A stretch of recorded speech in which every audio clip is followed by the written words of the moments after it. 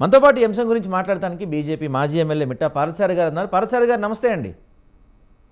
అండి సార్, అంటే ఇక్కడ ముందుగా కంగ్రాచులేషన్స్, రేపు ఓపెనింగ్ జరగబోతుంది. మీ హయాంలో మోడీ గారు వస్తున్నారు. రాష్ట్రానికి ఒక గుడ్ న్యూస్గా చెప్పుకోవచ్చు దీన్ని.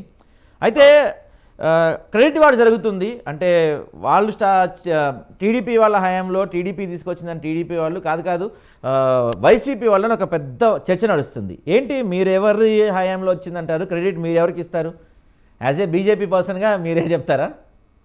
మొట్టమొదట మీకు ధన్యవాదాలు చెప్పాలండి. ఎందుకంటే ఫస్ట్ కనీసము అది వస్తున్నందుకు అప్రిసియేషన్ చేసేటువంటి యొక్క మినిమం అది ఇంగిత జ్ఞానం కానివ్వండి, ఆలోచన కావండి, మంచి మనసు కానివ్వండి ఉండడానికి ఫస్ట్ మీకు ధన్యవాదాలు చెప్తున్నాను. ఎందుకంటే ఇది కావాల్సిండేటువంటి ఎవరు ఏమి చేసినా కూడా డెవలప్మెంట్కి సంబంధించి ఉండేటువంటి విషయాల్లో మనము శశభిషలు చూడకూడదు అనేటువంటిది మొట్టమొదటి ఆలోచన దేశం మొత్తంలో కూడా ఉండాలి, అన్ని పార్టీలకు ఉండాలి. ఈ కుహనాల లౌకికవాదులకు కానివ్వండి, మిగతా వాళ్ళకి కానీ అందరికీ కూడా ఉంటే చాలా బాగుంటుందని ఆ భగవంతుడు వాళ్ళకి ఆ జ్ఞానాన్ని ఇవ్వాలని చెప్పేసి నేను మొట్టమొదటి భగవంతుడిని ప్రార్థిస్తాను.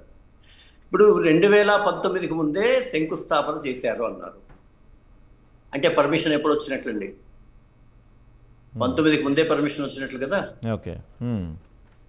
ఎప్పుడైనా సరే పర్మిషన్ రావడం అనేటువంటిదే మేజర్ రోల్ దీన్ని. అక్కడ ఉండాలి అని చెప్పేసి కేంద్రాన్ని ఒప్పించి ఆ యొక్క దీన్ని, ఎందుకంటే ఇది కేంద్రానికి సంబంధించినటువంటి ఈ విమానయాన సంస్థలకు సంబంధించి కేంద్రానికి సంబంధించి భూమి ఒక్కటే రాష్ట్రం ఇస్తుంది. మిగతా డబ్బులు మొత్తం అంతా పెట్టేటువంటిదంతా కూడా కేంద్రమే. కాబట్టి ఆ భూమి ఇచ్చేంత వరకే కూడా రాష్ట్రానికి సంబంధం ఉంటుంటుంది. దానికి సంబంధించేటువంటి ఇన్ఫ్రాస్ట్రక్చర్ కూడా ఎక్కువ భాగం కేంద్రమే భరిస్తుంది. ఎక్కడి నుంచి అయినా అవసరం ఉంటే కొన్ని చోట్ల మాత్రమే రాష్ట్రం భరిస్తుంది. ఇట్ ఈజ్ ఇప్పుడు ఎక్కడ వచ్చినా కూడా కేంద్రానికి సంబంధించినటువంటి నిధులతోనే పనులు జరుగుతాయి. కాబట్టి అటువంటి కేంద్ర నిధులు మన ప్రాంతానికి వస్తున్నాయి. ప్రాంతానికి వచ్చినప్పుడు ఆ ప్రాంతం అంతా కూడా అక్కడ ఉండే చుట్టుపక్కల ఉండేటువంటి రైతులు కానీ, వ్యవసాయ కూలీలు కానివ్వండి, కార్మికులు కానివ్వండి, శ్రామికులు కానివ్వండి, ఉద్యోగస్తులు కానివ్వండి, వ్యాపారస్తులు కానివ్వండి, చిన్న చిన్న వ్యాపారస్తులు అందరూ డెవలప్ అవుతారు. సో దీంట్లో క్రెడిట్ ఎవరిది అంటే ఖచ్చితంగా ఎన్డీఏ కూటమిది. ఇంత మించి మనం మాట్లాడాల్సిన అవసరం లేదు. ఒక మాట ఎన్డీఏ కూటమిది అంటున్నారు. 2019 అంటే ఆ సమయంలో మీరు విడిపోయినట్టున్నారు అనుకుంటా కదా, కలిసి ప్రారంభం ఎప్పుడు జరిగింది దానికి?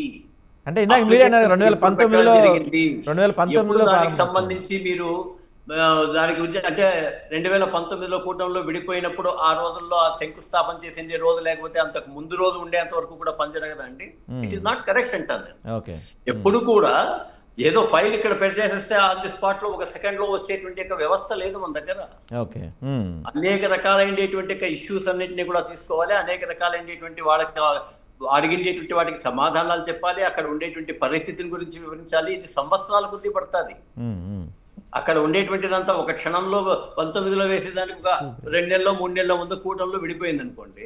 విడిపోయినంత మాత్రాన మనం కాదు అని చెప్పేసి చెప్తామా? అలా కాదు కదా.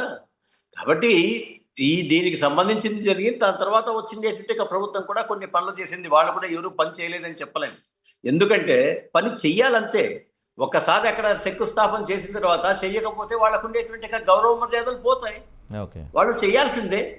ఒకవేళ వాళ్ళు చేయకపోతే తర్వాత వచ్చే ప్రభుత్వం చేస్తుంది. అప్పుడు వీళ్ళకే కదా అవమానం. ఇంకా చెప్పాలనుకుంటే వీళ్ళకి రావాల్సినటువంటి కూడా రావు కదా. ఎప్పుడైతే ఒక ప్రాజెక్టు ఇచ్చిన తర్వాత ఆ ప్రాజెక్టుకు సంబంధించి సరైన దశలో ముందుకు పోకుండా అంటే నెక్స్ట్ ప్రాజెక్టులు రావు. దానివల్ల నష్టపోయేటువంటిది ప్రజానీకము ప్లస్ ఇండైరెక్ట్ గా ఆ పార్టీలు కూడా. కాబట్టి ఏ మూర్ఖుడు కూడా ఆ పని చేయడండి. నేను అదే పదమే అంటున్నా. ఏ మూర్ఖుడు కూడా అభివృద్ధికి సంబంధించి కేంద్ర ప్రభుత్వం మనకు వేరే చోటు నుంచి నిధులు వస్తాయంటే దాన్ని అడ్డుకునేటువంటి ప్రయత్నం చెయ్యడు. ప్రయత్నం చేస్తే అంతకన్నా మూర్ఖత్వం ఏది ఉండదు. అటువంటి మూర్ఖ పని వైఎస్ఆర్సీపీ చెయ్యలేదని మాత్రం నేను చెప్పగలుగుతాను. అయితే ఆ దీంట్లోనే మ్యాక్సిమం స్పీడ్తో దాన్ని తయారు చేయగలిగిందంటే ఇంకా ముందుగా అయ్యేది. ఎందుకంటే కేంద్రంలో ఉన్నటువంటి ఒకటి ఏంటంటే కావలసినన్ని నిధులు ఇవ్వడానికి కేంద్రం ఎప్పుడూ సిద్ధంగా ఉంది.